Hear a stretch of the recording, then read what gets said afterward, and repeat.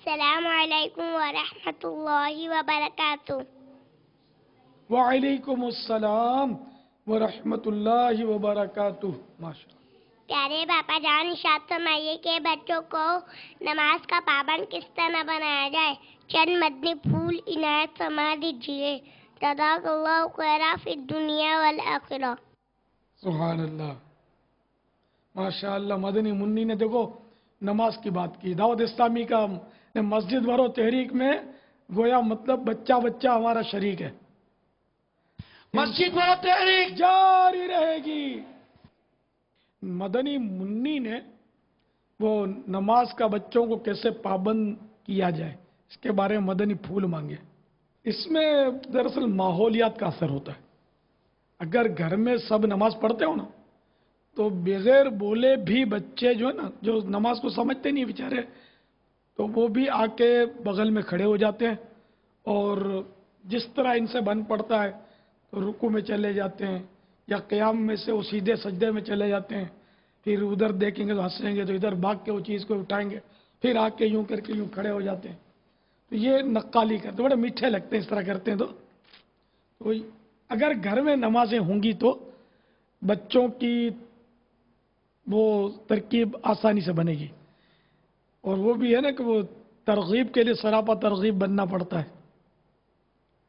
تو ماں باپ کو بھی چاہیے کہ وہ نماز پڑھیں اور اس طرح اپنے بچوں کے لیے وہ رغبت کا سامان کریں۔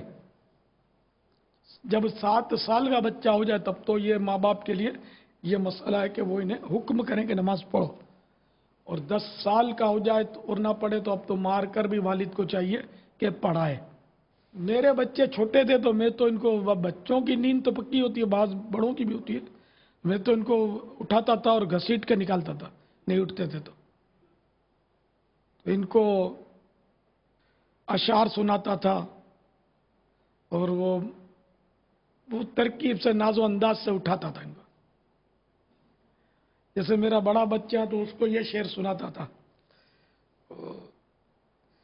کیوں رضا آج گلی سونی ہے، کیوں رضا آج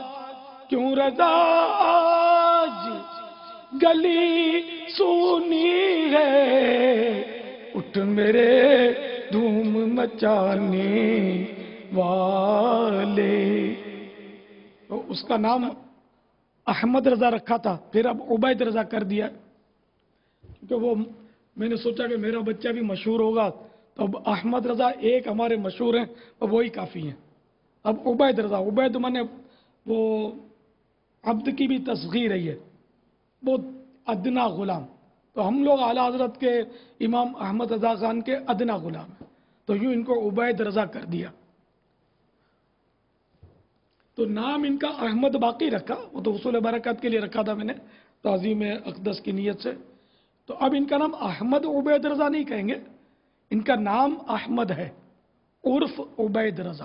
اسی طرح وہ ان سے چھوٹے ہیں تو جاہو جلال دو نہیں مالو منال دو، سوزے بلال بس میری جھولی میں ڈال دو، اس طرح کے شعر سناتا تھا بلال کو۔ تو ان دونوں کو جگاتا تھا، پھر وہ بلال کا تو اچھی طرح یاد ہے کہ نیند پکی ہوتی تھی تو پھر گھسیٹ کے نکالتا تھا، تو یہ بارہا ایسا ہوتا تھا کہ وہ بس سجدے میں سو جاتے تھے، پھر اٹھانا بہت دشوار ہوتا تھا کہ پڑھا رہے، بولے چلو پڑھا تو سجدے میں، اب نماز تو پڑھنا آتی نہیں تھی، تو یوں عادت بنائی تو الحمدللہ ہمارے سب بچے نماز پڑھتے ہیں، اللہ کا کرم ہے۔ تو اس طرح ماں باپ کو چاہیے کہ وہ بھی شفقت سے، پیار سے، موقع کی مناسبت، 10 سال کا ہو تو پھر تو مار کے بھی پڑھانا ہوگا، نہیں پڑھے گا تو، اور سکھانی بھی ہوگی نماز، ان کو سکھائیں بھی کہ نماز کیسے پڑھی جاتی ہے۔ ماشاءاللہ تو بہت آسان ہو گیا آپ کے لیے، سب لکھ کر دے دیا ہے، جامعۃ اپنے مکتبۃ المدینہ نے کتابیں دے دی ہیں نماز کے احکام، تو اس میں سے بچوں کو نماز سکھائیں، خود بھی سیکھیں۔